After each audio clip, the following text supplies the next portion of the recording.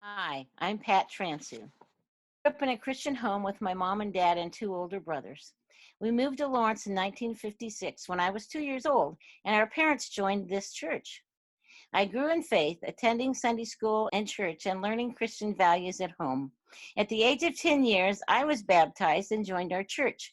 When I was 13, our youth group attended the Billy Graham Crusade in Kansas City, and I went forward. In our church at that time, a person had to be 15 years old to sing in the adult choir. My parents and brother Tom all sang in the choir, and I couldn't wait until I was 15 to join them. When I turned 15, I joined the choir and have always enjoyed singing with this very special group.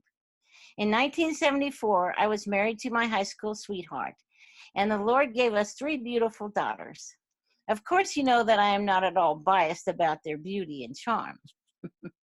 Faith means to me that we should especially follow the two commandments found in Matthew 22:37-39.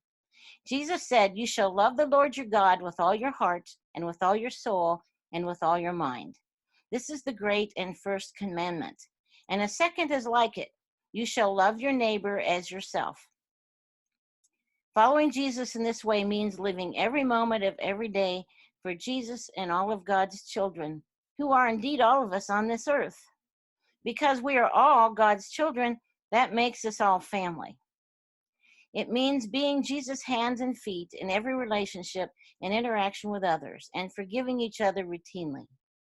Each of us may actually be the only Christian that some people will ever know, so it is imperative that we live out our faith in every possible way. After my divorce in 1991, I worked many jobs in an attempt to provide for my family. When I taught children to play string instruments in the Kansas City, Kansas public schools, I discovered how important it is to have the mercy of God's unconditional love. Not only do I need this love, but I soon realized that many of the neighborhoods in which my students lived were not safe, and some of their homes were not safe. The unconditional love of our Lord Jesus is the only kind of love powerful enough to overcome the fear and anxiety incorporated into many of our children. The first thing that I taught in every one of my classes was that I dearly loved each child. In every job situation, I have found loving and caring friends. Also, I have fostered warm friendships in many walks of life. But the strongest friendships I have found are among church friends and fellow seekers of God. Hebrews 12:1 says, "Therefore, since we are surrounded by so great a cloud of witnesses, let us also lay aside every weight and sin which clings so closely, and let us run with perseverance the race that is set before us.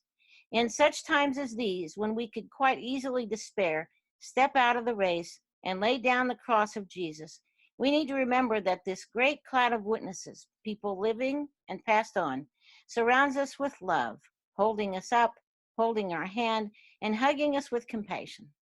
They will help us, and the Lord will enable us to finish the race before obtaining comfort in the arms of Jesus forever."